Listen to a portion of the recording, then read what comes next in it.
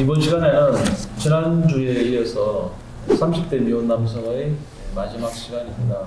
첫 시간에는 이제 통장을 세 가지로 쪼개기, 그리고 두 번째 시간은 저축과 투자에 있어가지고 세로 저축, 가로 저축 개념을 설명하면서 어떻게 하면 좀 효율적으로 저축을 해나가는지 정말 꿀팁도 여러 가지가 있었고요. 또 구체적인 상품까지도 언급해 주셨습니다. 자, 이번 시간에는 어떻게 보면 제일 까다로운 부분입니다. 위험 설계. 위험 설계는 사실은 이제 보험 얘기가 거의 많습니다. 그래서 위험 설계에 대해서 오늘 좀 얘기해 볼 텐데요. 위험 설계가 뭐라고 보십니까? 일단 위험 설계는 쉽게 설명드리면 방금 말씀하셨던 것처럼 보험 설계라고 말씀드리는 게 쉬울 것 같아요. 전 시간에는 그 사례자님 보시면은 현금 흐름을 보고 그다음 저축 투자에 대해서 어떤 식으로 했는지 저희가 잘 알아보았는데요. 근데 제 생각에는 사실 이 모든 걸 구성하는 이 재무 설계 중에 제일 중요한 게 위험 설계라고 생각이 듭니다. 그 이유는 열심히 저축을 해도 사실 무슨 일이 벌어진다고 한다면 이 모든 고정 지출과 그다음 저축하는 이 모든 게 스탑이 되고 모았던 게 다 소모가 될 수가 있습니다. 네. 그렇기 때문에 이 부분에 대해서 위험 설계가 내가 벌어들이는 거에 8에서 10% 정도는 보장이 돼 있어야지 나머지 90%를 지킬 수 있다고 생각합니다. 내 수입의 8에서 10%의 지출로 90% 자산을 지키기 위해서 위험 설계가 필요하다 이 말씀인가요? 그렇죠. 쉽게 생각해서 사회자님이 열심히 네. 저축을 하고 있으신 상황에서 투자한 금액이 혹시 모를 사고나 변칙적인 문제에 의해서 소모가 된다 그러면 어떠실 것 같으세요? 열심히 이제 저축에 가는데 그런 일이 생기면 정말 속상하죠. 그렇죠. 모든 분들이 내 돈 나가는 거 아깝지 않다고 생각하시는 분들은 없으실 거예요. 이 비용이 뭐 부모님의 병원비가 될 수도 있고 부모이신 분들은 자녀의 병원비 아니면 또는 투자에 대한 실패 뭐 이렇게 해서 대출을 갚으셔야 되는 부분, 이런 모든 부분들이 싫지만 꼭 나갈 수밖에 없는 비용이거든요. 하지만 이런 부분 중에 위험 설계가 잘 돼 있다라고 한다면 금전적으로 사고가 발생됐을 때 이런 리스크가 해소가 될 수 있다고 생각이 듭니다. 다시 한번 돌아와서 보겠습니다. 사례자님의 표를 보면서 말씀을 드릴 건데요. 자료를 보시면은 종신보험 1개, 그리고 실배보험 1개, 운전자 보험 1개, 총 3개의 보험이 준비되신 걸 확인할 수 있습니다. 네, 이분 같은 경우에는 이제 종신보험 13만 원짜리 이렇게 가입을 하셨는데요. 구성은 이렇게 되어 있습니다. 사망보험금 7천만 원이랑 그리고 이제 암, 뇌출혈, 급성신경세 각각 이제 1,000만 원씩 이렇게 보장이 되어 있고 나머지 수술비랑 이제 입원비 이렇게 보장되어 있는 기본 베이스 보험을 이렇게 하나 가입하고 계시고 나머지 5만 원짜리 실손과 그리고 2만 원짜리 이제 운전자 보험 이렇게 가입되어 있습니다. 실손보험에 운전자 보험까지도 가입돼 있으시네요. 네. 제가 보기에는 나쁘지 않은 구성 같은데 네. 혹시 뭐 문제가 있나요? 잘 설계된 건 아닌가요? 결과적으로 말씀드리면 맞지 않는 옷을 입었다 이야기해드릴 수가 있습니다. 사회자님한테 한번 여쭤보겠는데요. 여기 이쁜 드레스가 있는데 이 이쁜 드레스를 제가 입는다면 어떠실 것 같아요? 정재영 우리 네, 제가 상당히 당황스러운 질문이네요. 죄송합니다. 네.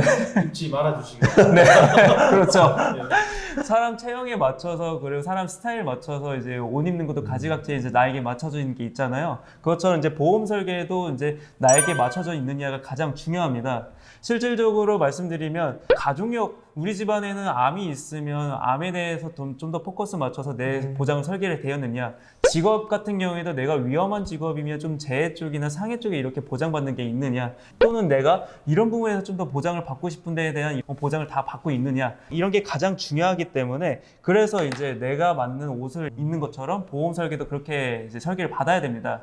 하지만 사례자님뿐만 아니라 20에서 30대 분들 같은 경우에는 대다수 다 부모님한테 보험을 물려받죠. 그렇기 때문에 자기가 스스로 보험을 가입하는 것보다는 다 물려받아서 그냥 고정으로 나가는 돈이지만 이게 어떤 보장인지 정확하게 모르기 때문에, 그래서 사례자분 같은 경우에도 집안에 이제 가족력이 암이었어요. 그래서 암 쪽을 이제 포커스를 잡고 싶었는데 실질적으로는 암 진단비는 여기서 1,000만 원밖에 보장이 안 돼 있으니 이런 부분이 문제점이다 이야기해드릴 수가 있습니다. 어떻게 그러면 준비해드렸나요? 수정된 분석표를 보면서 말씀을 드릴게요. 일단 이런 식으로 수정이 이루어졌습니다. 그 기존 대부분 보험료를 차지하던 사망보험금을 최저로 진행을 도와드렸고요. 그리고 그 나머지로 암진단금, 혈관질환, 그리고 범위적인 그 진단 보장을 좀 더 넓혀드렸습니다. 그리고 실손보험의 전환과 운전자 보험을 재설계함으로써 같은 보험료로 보장 혜택을 넓혀드렸던 케이스입니다. 조금 더 구체적으로 설명 좀 해주세요. 사례자 같은 경우는 사망보험금이 7천만 원이 있으셨어요. 종신보험에. 그 부분을 2천만 원까지 감액을 하실 수 있던 상황이었습니다. 그래서 이 감액을 함으로써 보험료가 13만 원이었던 보험료가 5만 원으로 줄어들게 되고 8만 원에 아까 말씀해 주셨던 가족력이 있는 암진단금과 그리고 혈관질환이 전혀 없으셨기 때문에 혈관질환 중에 제일 넓은 범위인 허혈성 진단과 뇌혈관 진단 그렇게 범위 넓은 걸로 진단해 드렸고 그리고 마지막으로 제일 중요하다고 생각한 질병 후유장애까지 리모델링 도와드렸습니다. 네, 여기서 참 중요한 포인트가 나오는 것 같아요. 네. 이 보험을 완전 해약하는 게 아니라 네. 기존 보험을 유지는 하는데 감액이라는 제도를 잘 활용하신 거네요. 네, 맞습니다. 이 사망보험금을 7천에서 이제 2천으로 네. 5천을 낮추면서 보험료가 좀 세이브가 됐고 네. 그 세이브된 보험료를 가족력이 있음에도 불구하고 너무 부족했는데 그걸 보완하고 그다음 실손도 그렇고 운전자를 보완했다는 얘기네요. 네, 맞습니다. 그러면 이 8만 원이라는 금액으로 말씀하신 그 이제 보장 부분, 네. 보장 설계가 어떻게 가능했죠? 8만 원으로 이 정도 보장은 진짜 말이 안 된다 이야기할 수 있지만 요즘은 이제 환급금을 줄임으로써 더 저렴한 설계가 가능합니다. 그래서 이분 같은 경우에는 방금 말씀한 것처럼 혈관 쪽에 뇌출혈이랑 급성심근밖에 보장이 안 돼 있던 거를 뇌출혈뿐만 아니라 뇌경색이든 뇌졸중이든 뇌혈관 질환 진단비를 통해서 다 보장받도록 이렇게 설계를 해드렸고 심장 질환 같은 경우에도 급성심근경색밖에 없었던 이제 심근경색이든 협심증이든 허혈성 심장 질환 진단비로 이제 다 보장을 받도록 이게 설계해드렸어요. 거기에 암에 대한 이제 가족력에 대한 부분도 일정한 부분도 그 설계를 해드렸고 더구나 이분 같은 경우는 직업상 IT 업계에 종사하기 때문에 가장 많이 진단을 받으신 게 이 디스크, 허리 디스크 쪽이에요. 그래서 이런 허리 디스크도 같이 보장받을 수 있도록 이제 질병 후유 장애를 보장받도록 이렇게 설계를 해드렸습니다. 여기서 이제 20대에서 30대 분들 같은 경우에 질병 후유 장애가 있는지 없는지 꼭 체크해 보시기 바랍니다. 중요한 또 용어가 나왔는데 또 중증까지 되고 말기까지 된다고 한다면 결국은 사망에 이른다. 그럼 벌금이 최대 3천만 원까지도 부과가 됩니다.